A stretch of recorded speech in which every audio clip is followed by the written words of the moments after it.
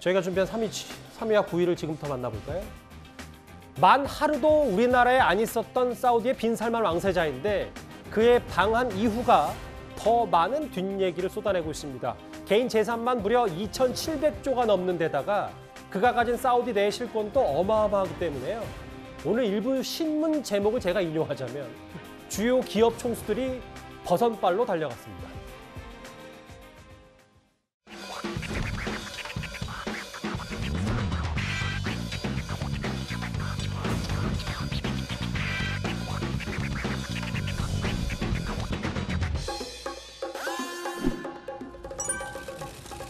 회장님 오늘 어떤 말씀 나오실 거예요? 회장님 오늘 어떤 말씀 나오실 예정인가요?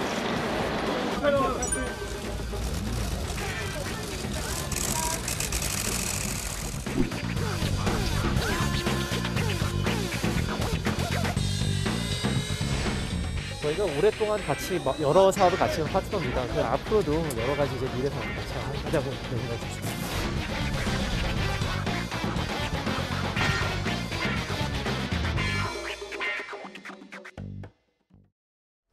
중동 붐이 올 거냐?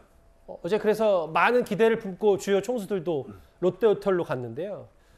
구정차장. 네. 근데 참 이채로운 장면들이 많았어요. 실제로 이 주요 기업 총수들이 휴대전화도 반납하고 긴급히 코로나 PCR 검사도 받고 이런 부분들 좀 어떻게 받아들이셨어요? 네.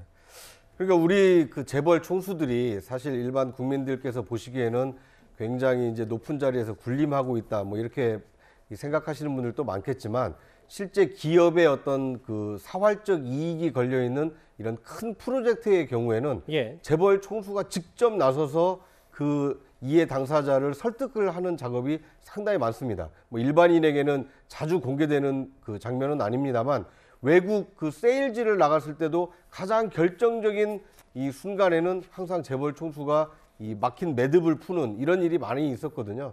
그러니까 이번의 경우에는 뭐 특이하게도 이 빈살만 그 왕세자가 왔을 때 우리 뭐 서열 1위부터 거의 8위 가까운 이런 재벌 총수들이 직접 그 뭐 만나는 모습이 그 이채롭게 좀 드러났다 이렇게 볼 수 있을 것 같습니다. 그러니까 우리 기업의 어떤 이익을 지키기 위해서 총수가 이 발로 뛰는 모습을 좀 모처럼 보게 됐다. 뭐 이렇게 이해하면 좋을 것 같습니다. 그래서 좀 많이 나왔던 게 8개 그룹 달려갔던 8개 그룹 총수들의 자산 총액이 대략 뭐 완벽히 정확한 건 아닙니다만 1,200조 정도 된다면 추정 자산이 2,700조 원이니까 뭐 2조 달러 정도 되니까 거의 2배가 넘는 거 아니냐. 뭐 그만큼 뭐 영향력이 크다. 뭐 이렇게 좀 생각하면 되겠죠. 그러면 우리 주요 기업들이 그러니까 이른바 네옴시티, 사우디가 꿈꾸는 이른바 최첨단 친환경 도시에 어떻게 우리가 투자하고 수주를 할 거냐.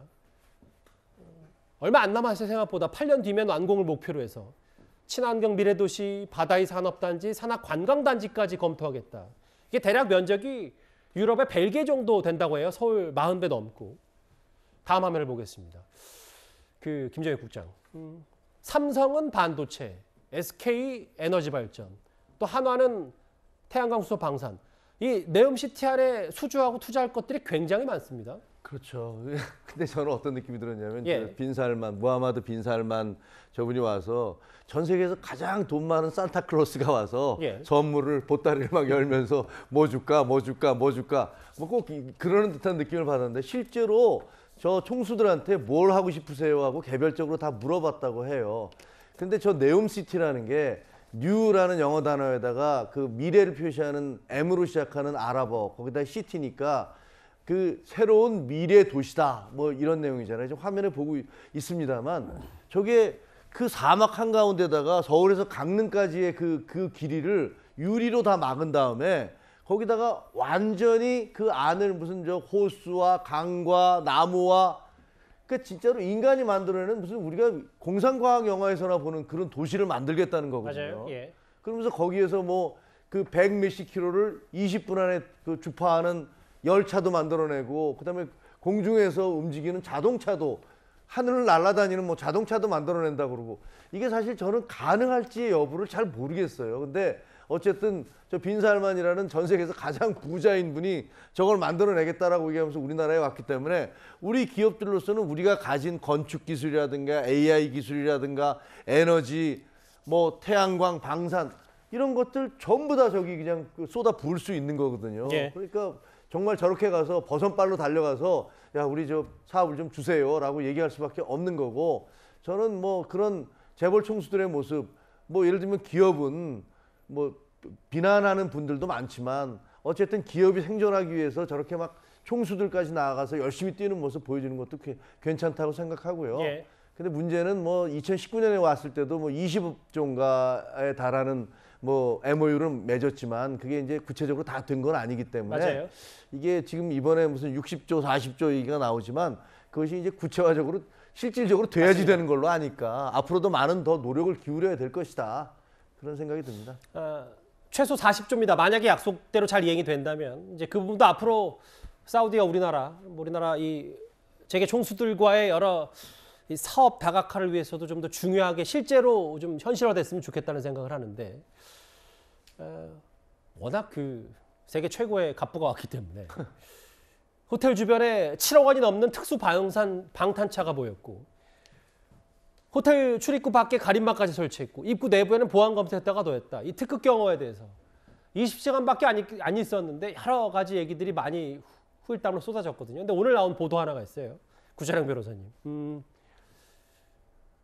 이 얘기는 잠시 하고요. 그 1억 원이 넘는 식기를 한 번에 다 샀다가 그렇게까지 그러니까 모든 것을 본인이 다 공수해 갖고 왔다.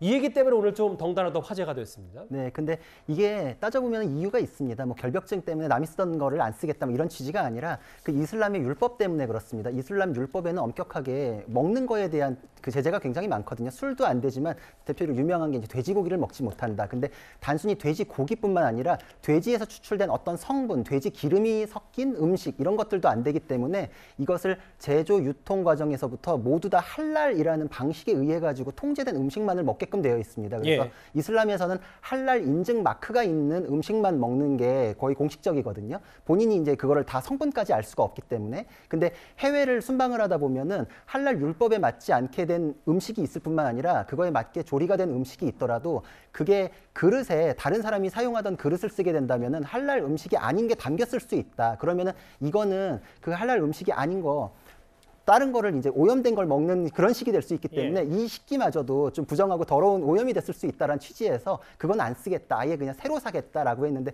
워낙에 이제 부가 좀 굉장하다 보니까 그 식기가 1억 원치를 구매해서 단 2끼만을 먹었다 이렇게 알려지고 있습니다. 뭐 롯데호텔 거의 몇 층을 빌리다시피 했고 전세 내다시피 했고 식기 1억 원 뭐 스케일을 뭐 민간이 상상할 수 없는 부분이기 때문에 20시간밖에 안 있었는데도 그 이런 후일담들이 많이 들려오고 있습니다.